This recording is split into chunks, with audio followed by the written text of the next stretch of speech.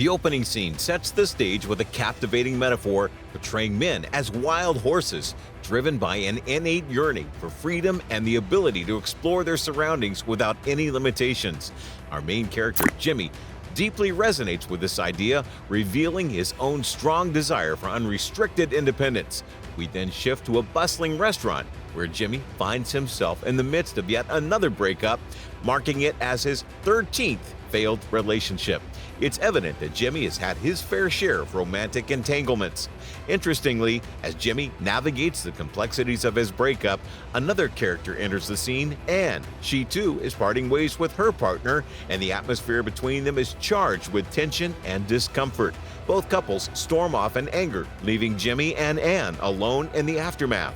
It is in this unexpected moment that Anne boldly expresses her desire to have lunch with Jimmy, a proposition he readily agrees to without hesitation. And just like that, they embark on a new relationship, effortlessly transitioning from strangers to partners. Ah, if only we could all have it as easy as Jimmy, right? However, as the story progresses, we find ourselves at a wedding celebration where one of Jimmy's close friends is tying the knot. According to an enduring tradition, the bride tosses her bouquet into the eager crowd with the belief that whoever catches it will be the next to wed, despite their wild and free-spirited nature. Gradually, Jimmy and his friends become entangled in the societal expectations of marriage, one by one succumbing to the pressure and embracing the institution. In a twist of fate, at one of his friends' weddings, the bride's bouquet is caught by none other than Anne. This unexpected turn of events leaves Jimmy feeling a sense of unease and concern for the future of his cherished freedom. As he returns home, he seeks solace in the memories of his past relationships, flipping through old photos of ex-girlfriends who, in their own unique ways, represented different degrees of liberty and independence in his life. In the background, the distant echoes of thousands of horses running amplify the emotional weight of Jimmy's contemplation. As the scene unfolds, the presence of those galloping horses lingers, perhaps serving as a poignant reminder of Jimmy's past wild and free-spirited existence. Or, just maybe, those horses are trying to convey a deeper message to Jimmy about his own identity. Could they be suggesting that he's gay? It's an intriguing thought. Later on, Jimmy finds himself in a heartfelt conversation with his grandfather, a man who has grappled with the very same conflict between individuality and married life. The grandfather, drawing from his own experience, encourages Jimmy to embrace the societal expectations of marriage and starting a family. He shares the sacrifice he made, willingly letting go of his once wild and carefree existence in favor of building a family and leaving a lasting legacy. As a symbol of his desire to see his grandson conform to these norms, the grandfather even offers Jimmy an engagement ring, urging him to take the plunge. Despite his initial reluctance, Jimmy wrestles with his emotions and ultimately makes the decision to propose to Anne after 3 years of dating. Determined to express his intentions, he takes her to an opulent restaurant for this momentous occasion. However, Jimmy's nerves get the best of him, making the task at hand quite challenging. In a roundabout way, he hints at his desire to maintain the wild and free spirit of a horse. But in the end, Anne manages to win him over. This particular statement leaves Anne feeling a mix of confusion and uncertainty, prompting her to inquire about what exactly she has won. Curiously, Jimmy responds with a metaphor, suggesting that loyalty to a single toilet without any relief is simply unsustainable. Unfortunately, this offbeat remark catches Anne off guard and strikes her as distasteful, particularly in such a romantic setting. It becomes apparent to her that Jimmy's desire to get married isn't as genuine as she had hoped. It seems he still longs for the carefree life of a bachelor. Overwhelmed with anger, Anne decides to leave and seek solace in the company of her sister, Natalie. She shares the details of the evening, highlighting how everything seemed to be going well except for Jimmy's ill-fated proposal. Upon hearing Anne's account, Natalie assumes that Jimmy may have written a heartfelt and eloquent speech for the proposal, but somehow lost it, leaving him no choice but to improvise with something inappropriate. However, Anne is unwilling to entertain any excuses. With all the horse references and his lack of tact, she can't help but see Jimmy as dim-witted.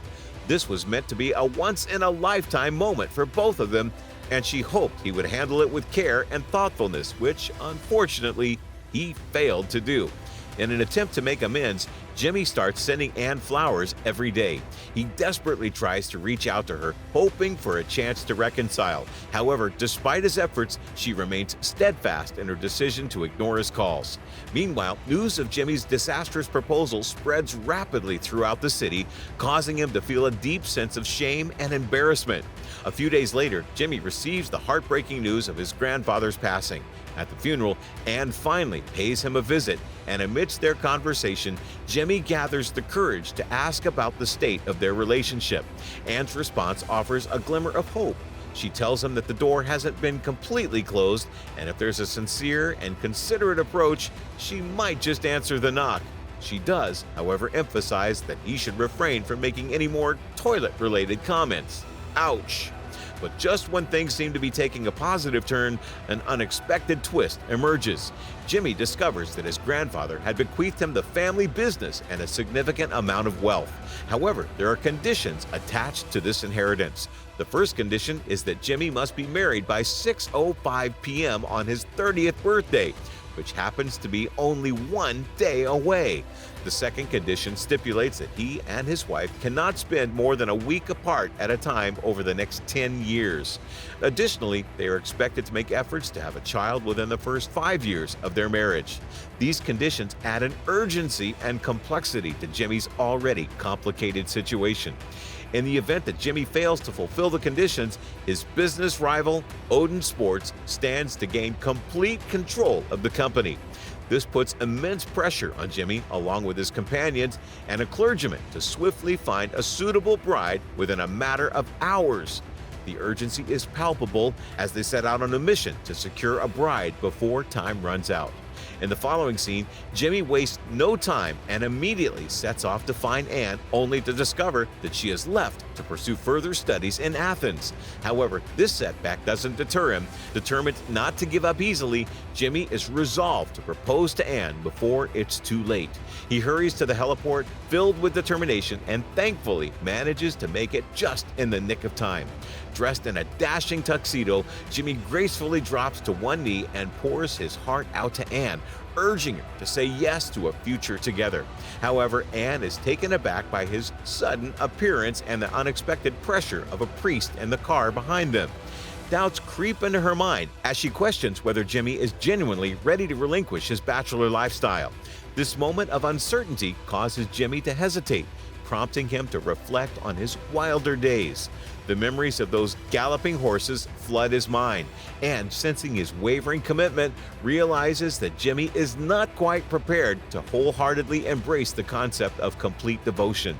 Feeling a sense of urgency, she hastily departs in the helicopter, leaving Jimmy feeling disoriented and adrift. However, despite her initial decision to continue on to Athens, Anne experiences a change of heart and returns to her apartment, seeking solace in the presence of her sister. Natalie, being the supportive sister she is, suggests that they spend the night visiting their parents, giving Anne the space and time she needs to reflect on her feelings and the complex situation involving Jimmy. Meanwhile, Jimmy finds himself faced with a difficult decision of his own. He must weigh the options before him. He could choose to remain single and forfeit the substantial inheritance from his grandfather, or he can opt to marry one of his former flames in order to reclaim the fortune, thus securing the livelihoods of the hundreds of workers employed by the company. The stakes are high, and Jimmy must make a choice that will shape his future. Left with no other viable options, Jimmy reluctantly turns to a shoebox filled with old photographs of his ex-girlfriends. This marks the beginning of his unconventional quest to track them down and pursue one of them to marry him. Jimmy's journey to find a suitable bride takes him on a roller coaster ride of emotions as he encounters a series of ex-girlfriends in his pursuit of a future wife. His first stop is Stacy, a girl with whom he shared numerous romantic dates in the past. Unfortunately, he discovers that she's already engaged to someone else, leaving Jimmy feeling disheartened. Undeterred, he moves on to Zoe, a vibrant and enthusiastic window dresser. As soon as he approaches her, Zoe excitedly leaps into his arms, thrilled that he thought of her after being rejected by Anne. Their connection is palpable, and it appears that Jimmy's proposal may finally meet success. However, just as things start to heat up, he hears Anne's voice and impulsively dashes off in pursuit of a woman he mistakenly believed to be her. By the time Jimmy realizes his error and returns to Zoe, he finds her in a state of fury, having set a mannequin ablaze in a fit of anger. Undeterred by these setbacks, Jimmy moves on to his next girlfriend, Ilana, an actress who bluntly refuses his proposal, emphasizing that she isn't one to chase after wealth. "Why do you think I chose a career in the arts?" she quips, highlighting her pursuit of personal fulfillment over material gain. Though discouraged, Jimmy remains determined and sets his sights on Caroline, a fiercely independent graduate student and unapologetic feminist. Despite her initial interest in Jimmy, Caroline steadfastly refuses to be treated as a means to retrieve his grandfather's wealth, leaving him to ponder his next move. As the day progresses, Jimmy's luck takes a further downturn when his car breaks down. Undeterred, he, along with his friend Marco and the weary priest, continue their search via a local bus. Meanwhile, Anne and her sister arrive at their parents' house, where they receive a warm welcome. However, the visit fails to lift their spirits, as their excessive display of affection between their parents during dinner only served to irritate them further. The atmosphere remains strained, and the sisters find themselves in a contemplative mood despite the familial warmth surrounding them. As the mother excuses herself to visit the restroom, the father playfully calls out to her, expressing how much he already misses her presence.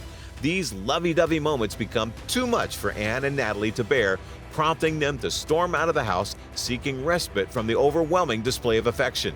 Meanwhile, Jimmy makes his way to the police station to meet his next girlfriend, Daphne, who happens to be a police officer known for both her crime-fighting skills and her remarkable beauty. Despite the challenges she faces in her line of work, Daphne manages to maintain her captivating allure. However, when she realizes that Jimmy's proposal is solely motivated by his desire to inherit his grandfather's fortune, she confronts him, delivering a resounding rejection reminiscent of a Will Smith movie scene. Oh, wow! With Jimmy's list of ex-girlfriends exhausted, he finally convinces an arrogant and despising girl named Buckley to be his chosen bride.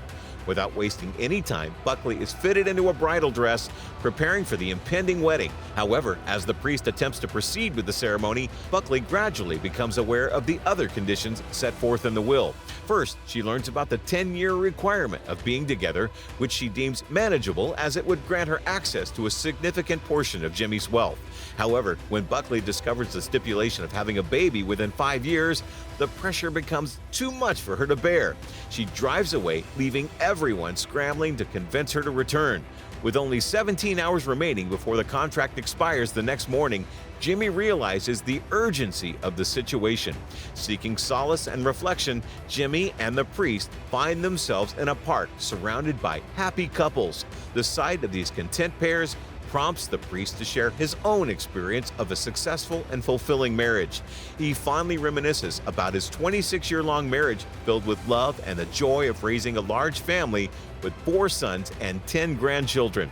The priest humorously remarks, "My family likes sex a whole lot," as he expresses the deep affection he had for his late wife. Even after her passing, he firmly believes that getting married was the best decision he ever made, reflecting upon the enduring love and companionship they shared. According to the priest, true happiness stems from being with someone who genuinely loves you and will stand by your side as you both grow old together. As the priest's heartfelt story resonates with Jimmy, he begins to grasp the significance of marriage. Thoughts of Anne constantly occupy his mind, and an undeniable desire to be with her overwhelms him. Exhausted from a sleepless night, Jimmy finds solace in a church where Marco had promised to bring a potential bride before evening. On the other hand, Anne, now Mrs. Jimmy in her heart, decides to return to the city. She eagerly tries to reach Jimmy on the phone but fails to make a connection. In her desperation, she contacts Marco and requests him to arrange a dinner with Jimmy, hoping for a chance to reconcile. However, it turns out to be too late, as Marco has already published an advertisement in the newspaper announcing a grand prize of $100 million for anyone who marries Jimmy before 6 p.m. This unexpected announcement ignites a frenzy among women throughout the city, all vying to become the fortunate bride who will secure the massive sum of money. In the next scene, Jimmy wakes up to a surreal sight as he finds himself surrounded by hundreds of women, all dressed as brides, each one eager to win his hand and the accompanying wealth. Overwhelmed and bewildered, Jimmy struggles to comprehend the situation unfolding before him. The women grow increasingly aggressive in their pursuit, and he finds himself unable to handle the chaotic scenario. Thankfully, Jimmy's loyal friend Marco comes to his aid, acknowledging that it was all a prank gone too far. Marco attempts to persuade the women to leave, but they're not willing to relinquish their pursuit of Jimmy so easily. Amidst the turmoil, Jimmy and Marco manage to find a room to hide in, seeking refuge from the relentless crowd. It is in this moment of respite that Marco reveals the heartwarming news that Anne is on her way back, filling Jimmy with ecstatic hope for a reunion with the love of his life. In a rush of anticipation, Jimmy races to the train station to meet Anne, determined to express his true feelings for her. Along the way, he orders a cake, a symbol of celebration and commitment. Despite being pursued by the pack of brides, Jimmy miraculously reaches the station. When he finally finds Anne, he discovers that she's already seen the news headlines featuring his picture and the provocative question, "Would you marry this man for $100 million?" Understandably upset by the situation, Anne confronts him. However, in this critical moment, Jimmy bares his soul and confesses his genuine love for Anne.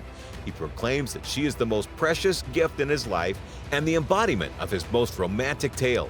His heartfelt words move Anne, and she agrees to marry him, heading to the restroom to change into a wedding dress. As the clamor of the pursuing brides echo through the station, Jimmy ascends a flight of stairs on a fire escape, calling out for Anne. The pack of brides closes in, creating a tense and chaotic atmosphere. Fortunately, Anne deftly maneuvers her way through the throng, reaching Jimmy's side from inside a police car. The priest, undeterred by the commotion, officiates the wedding, his voice amplified through a loudspeaker. Some of the brides are momentarily stirred into a frenzy, attacking the car. However, Anne seizes the opportunity to deliver a heartfelt message to the crowd, sharing the depth of her relationship with Jimmy. Her genuine words resonate, calming the other women. With the chaos subsiding, the priest concluded the ceremony by pronouncing Jimmy and Anne as husband and wife.